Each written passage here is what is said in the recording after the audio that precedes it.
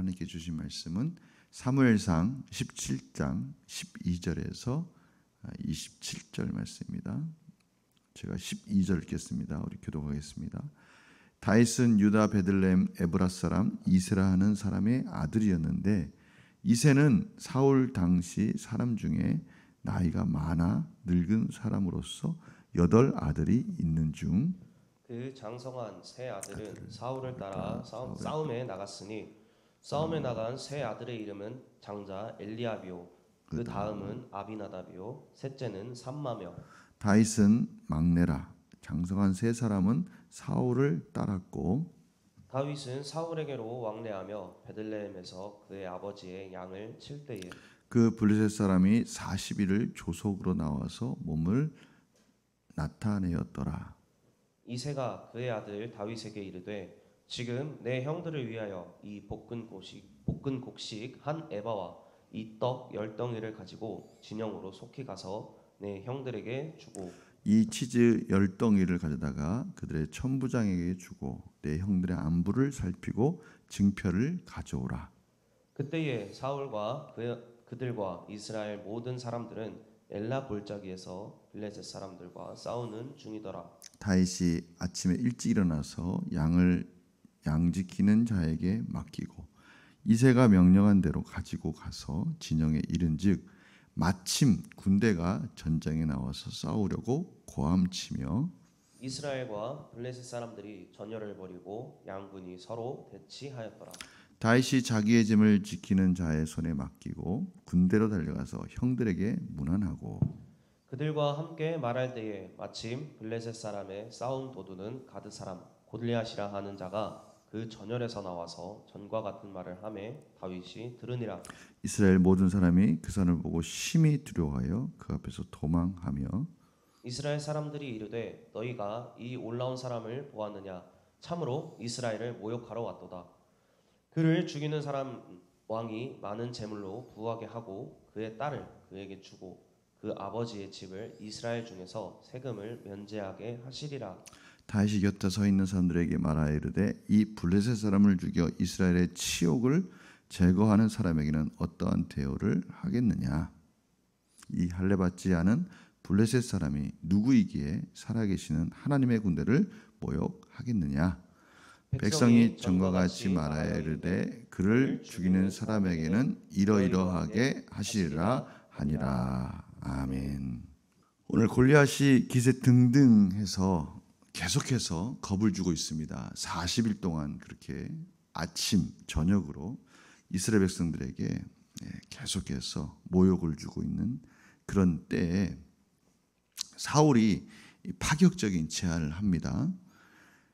가서 골리앗을 죽이고 자신과 이스라엘을 모욕한 저 사람을 죽이는 저쪽에 있는 장수를 죽이는 자에게는 재물도 주고 많은 재물도 주고 또 딸과 결혼도 시키고 또 세금도 면제해 주겠다. 이렇게 제안을 한 이러한 제안들이 백성들에게 급속하게 다 퍼졌습니다. 그런데도 여전히 골리앗에 대해서 이스라엘 사람들이 두려워하고 있는 모습을 저희들이 보게 됩니다. 한마디로 골리앗을 이기면 어떻게 하겠다는 거예요?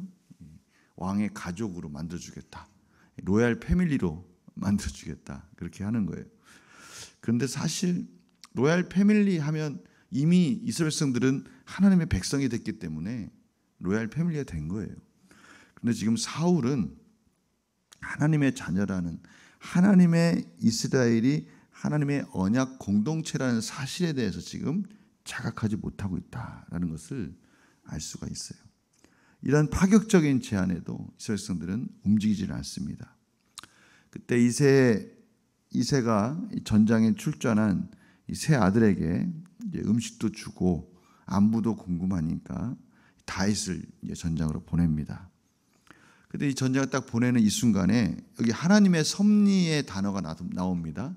저희가 룻기를 할 때 하나님의 섭리의 단어가 있었죠. 뭐였습니까? 마침 이런 단어예요. 오늘 보니까 19절에 그때에 바로 지금 이스라엘 백성들과 이 블레셋과 싸우는 바로 그때 특별히 이 골리앗과 대치되어 있는 바로 그때 그때 20절에 보니까요. 다윗이 아침에 일찍 일어나서 왕을 양치는 자에게 맡기고 이새가 명령한 대로 가지고 가서 진영에 이른즉 마침 바로 다윗이 딱 마침 오는 그때에 바로 이 골리앗이 나와서 싸우려고 막 고함을 치고 있는 거예요. 그러니까 다 아침과 저녁인데 다윗이 오는 그때가 마침 골리앗이 나와서 막 모욕을 하고 있는 바로 그때에 다윗이 도착을 한 거예요. 23절에 보니까 그들과 함께 말할 때 마침 블레셋 사람의 싸움 도둔 가드 사람 골리앗이라는 그 자가 그 전전에 나와서 전과 같은 말을 하며 다윗이 들으니라. 마침 그때 다윗이 전장에 나가니까 골리앗이 마침 막 그냥 모욕을 하는 말을 하고 있을 때 또 그걸 또 다윗이 정확하게 들은 겁니다. 이거 하나님의 섭리죠.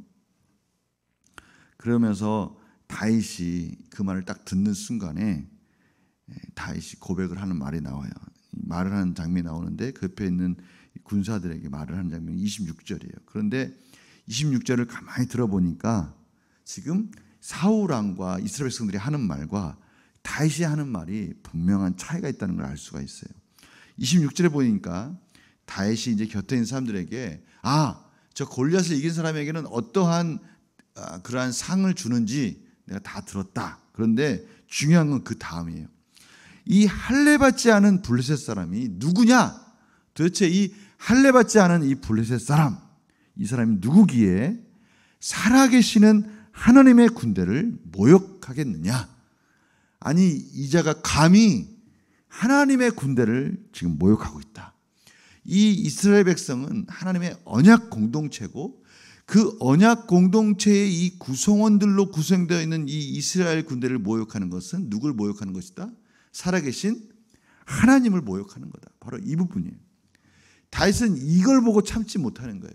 지금 사울과 이스라엘 군대는 지금 뭐 때문에 지금 두려워 떨고 있어요? 자기의 명예, 자기를 향해서 치욕적인 말을 하는 것을 지금 부끄러워하면서 참지 못하고 어떻게 하든 그것을 막아줬으면 하는 그런 마음이 있어요. 그런데 이 다윗은 그런 거 다 떠나서 지금 이 골리앗이 겁도 없이 살아계신 하나님을 모욕하고 있다. 이것을 지금 참지 못하고 있는 다윗의 마음을 볼 수가 있어요. 주님이 예루살렘에 입성을 하셨어요. 그리고 나서 여러 가지 금요일까지 여러 가지 행적이 있습니다. 그 중에서 딱 예루살렘에 입성하고 나서 월요일 날 그때 처음으로 예수님께서 하신 행적 중에 하나가 뭐냐면 바로 성전 청결 사건이에요. 성전에 딱 들어오자마자 이 이방인 뜰에서 장사하는 사람들을 본 거예요. 주님이 그 악한 일들을 하는 부당한 이익을 취하면서 또 그렇게 하도록 제사장이나 기득권자들이 그들에게서 또 막대한 그러한 것들을 착취하면서 그렇게 아부하고 뇌물을 주는 것을 받고 있고 또 그러한 것들 때문에 부당한 이익, 더 많은 이익을 얻기 위해서 더 많은 돈을 벌기 위해서 멀리서 가축을 가지고 와서 제사를 드릴 수 없는 자들, 또 특별히 이스라엘 제사장들은 그 예루살렘 제사장들은 자기네들이 원하는 그러한 제물을 드려야 된다는 조건하에 또 자기들이 원하는 성전세를 내야 된 성전 화폐를 써야 된다는 그런 여러 가지 조건들을 걸면서 많은 이익들을 지금 취하면서 괴롭혔던 거예요. 이러한 부당한 이익들을 가지고 있는 그렇게 하고 있는 자들을 이 주님은 허락하지 못한 거예요. 모욕을 당하고 있는 거라고 생각하는 거예요. 하나님이 지금 모욕을 당하고 계시구나. 하나님께 예배드려야 할 이 장소가 이들은 자기들의 이익을 취하는 장소로 사용하고 있구나라는 것을 참지 못하시고 그 성전에 있는 상을 엎으시면서 그들에게 화를 내시는 장면이 나옵니다. 의분을 내시는 것이죠. 마태복음 21장 12절 13절에 이렇게 표현되어 있습니다. 예수께서 성전에 들어가서 성전 안에서 매매하는 모든 사람을 내쫓으시며 돈 바꾸는 사람들의 상과 비둘기 파는 사람들의 의자를 둘러 엎으시고, 좀 되게 이 모습을 보니까 어떠십니까? 예수님께서 평소에 보이시지 않으셨던 의문이 일어났다는 것을 알 수가 있어요. 하나님이 모욕을 당하시는 부분을 참지 못하는 거예요. 다 엎으시고 13절에 보니까 그들에게 이르시되 기록된 바 내 집은 기도하는 집이라. 하나님을 만나는 장소인데, 하나님께 기도하는 집인데 일컬음을 받으리라 하였거늘 너희는 강도의 소굴을 만드는도다 라고 그렇게 말씀해 주시는 장면이 나옵니다. 마태복음 24장에 보면요, 이 예루살렘 성전을 향해서 이렇게 말씀하십니다. 돌 하나도 돌 위에 남지 않고 다 무너지리라. 이제 이 예루살렘 성전은 다 무너질 것이다. 그리고 26절에 보면요, 하나님의 성전을 헐고 사흘 동안에 새로 지으실 것이다 라고 또 말씀해 주십니다. 그러니까 무슨 말씀을 하시는 거예요? 지금 예수님은 이 모욕당하는 이 성전 다 무너질 거다. 그리고 새 성전이 사흘 동안에 다시 세워질 것이다. 그것은 무엇을 말씀하시는 거예요? 바로 예수님 자신이 십자가에서 죽으심으로 예수님이 친히 이제 성전이 되셔서 하나님께 나아가는 통로가 될 것이다 라고 말씀하신 장면이 나와요. 주님의 오직 하나님의 이름을 위하여 하나님의 새 성전이 되시려고 이 땅에 오셨다라고 말씀하시는 것이죠. 저희들은 어떻습니까? 저희들의 삶은 어떻습니까? 저희들은 우리 자신을 위해서 살기 바쁩니다. 사울왕과 같이 자신이 모욕받고 자신이 다른 사람들에게 무시당하는 거 참지 못해요. 또 그것에 대해서 또 관심이 많아요. 또 때로는 그것 때문에 두려워하기도 합니다. 오늘 보십시오. 이스라엘 백성들이 자신을 모욕하는 그 이스라엘 백성들을 모욕하는 그 골리앗을 보고 두려워하고 그들이 가지고 있는 것, 자신을 해하고 있는 것에 대해서 벌벌 떨고 있는 장면을 보게 됩니다. 그래요. 내 자신을 공격하는 자들을 향해서는 우리가 두려워할 수밖에 없어요. 그런데 우리의 명예만 관심이 많고 하나님의 이름과 상관없는 삶을 살 때 우리는 두려움 가운데 살 수밖에 없어요. 그런데 다윗을 보십시오. 다윗은 자신이 모욕당하는 것이 아니라 하나님이 모욕당한다 생각을 하고 하나님의 이름 앞에 그가 두려워하지 않는 모습을 볼 수 있어요. 그도 참지 못하는 거예요. 주님도 그렇습니다. 주님도 이 땅에 살 때 곳곳에서 오직 하나님의 영광만을 드러나기를 원하시고 또 그렇게 사셨어요. 그리고 가장 하나님의 영광이 가장 찬란하게 빛나는 십자가 위에, 하나님의 영광이 가장 아름답게 빛나는 십자가 위에 자신의 모든 영광을, 자신의 모든 명예를, 자신의 모든 삶을 던지셨습니다. 저희들을 위해서 십자가에서 죽으신 것입니다. 그리고 그곳에서 이제 하나님의 영광 앞에 나아가는 통로가 되셨어요. 찬양 중에 이런 찬양이 있습니다. 주의 피를 힘입어라는 찬양이 있어요. 그 찬양 가사 중에 이런 것이 있습니다. 주의 보좌로 나아갈 때 어떻게 나아가야 할까? 나를 구원한 주의 십자가 그것을 믿으며 가네. 주의 보좌로 나아갈 때 나는 여전히 부족하나 나를 품으신 주의 그 사랑 그것을 힘입어 가네.